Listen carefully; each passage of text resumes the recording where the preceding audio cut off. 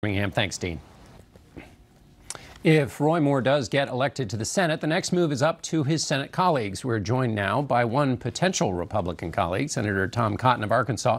Senator Cotton, I want to talk to you about tax reform in a moment, but let's talk about this Moore situation for a moment. Cory Gardner, one of your Republican colleagues, who's in charge of getting Republicans elected, said that the Senate should expel Moore if he wins and is sent to Washington. Would you support that? Well, John, first, let me take a step back from Roy Moore and speak in general about sexual harassment and sexual assault. It's a very serious matter. It has no place on the job, no place in our society.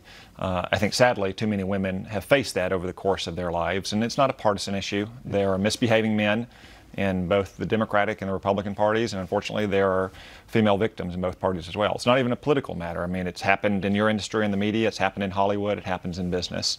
So I think it's important that women feel, once they've been subject to sexual harassment and especially sexual assault, that they can come forward now, since the Harvey Weinstein allegations broke about a month ago or so.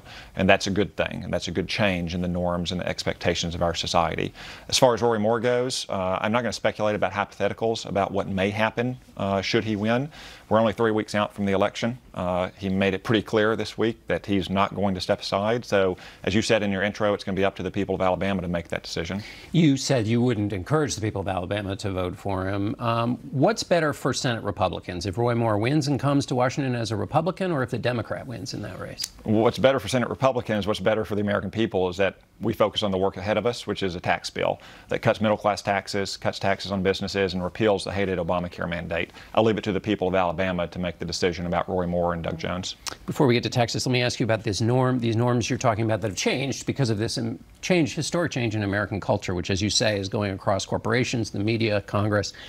So Al Franken faces a moment now. What is the emerging standard in terms of how you assess these accusations that comes forward for somebody? I think it's hard to generalize about all cases in particular, or in general, because each case is particular, different kinds of allegations, different kinds of conduct, different kinds of evidence. So I think it's important that we take the issue of sexual harassment and sexual assault seriously, and that we take each case on its individual merits and evaluate them carefully. And finally on this, the new norms, a lot of people have said, well, there were a dozen or so accusers for President Trump. Should these new norms cause a reevaluation of those who came forward and said that he had assaulted them or done inappropriate things with them? Well, it happened in the middle of the campaign last year, John, and the American people had their say on that as well. And I think what's important is that we take all of these things seriously and that we move forward. In each individual case, we have people who are charged with weighing the evidence, whether it's a court of law in a sexual harassment case, whether it's a Senate Ethics Committee, as Al Franken has said, but it's hard to generalize.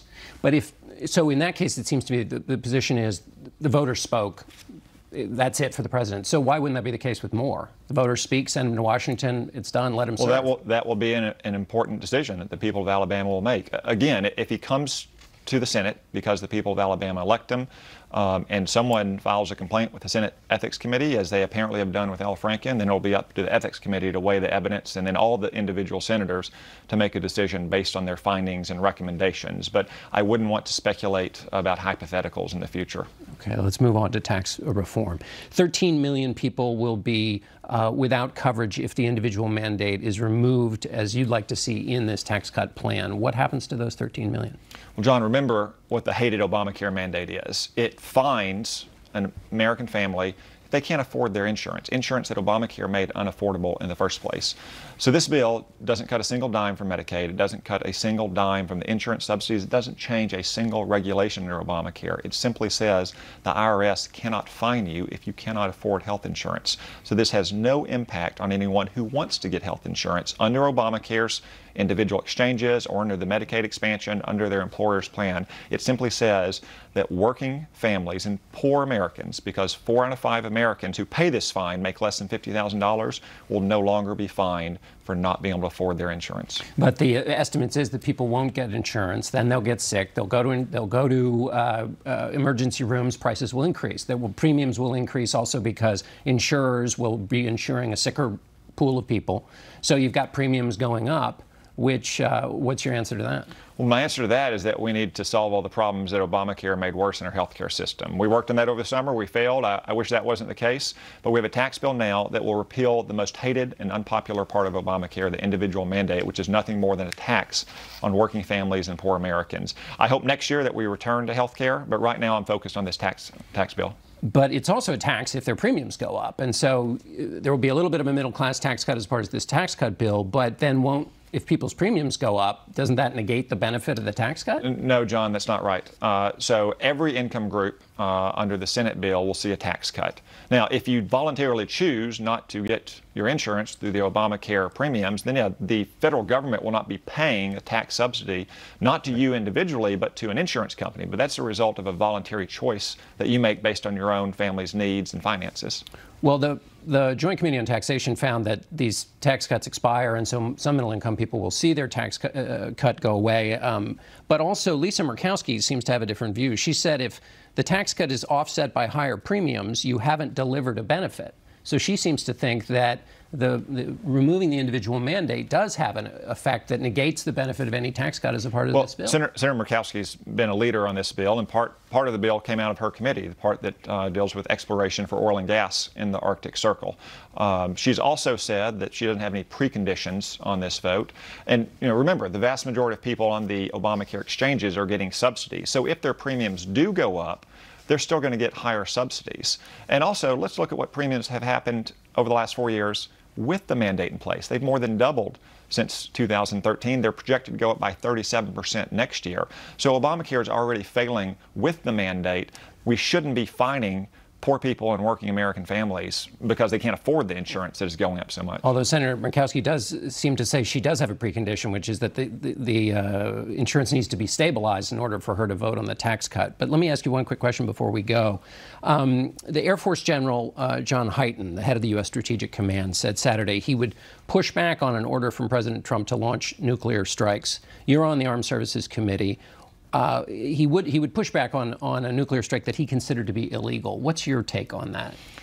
John, since the dawn of the nuclear age, we've recognized the practical reality that the president has to hold in his hands the sole decision to use our nuclear weapons.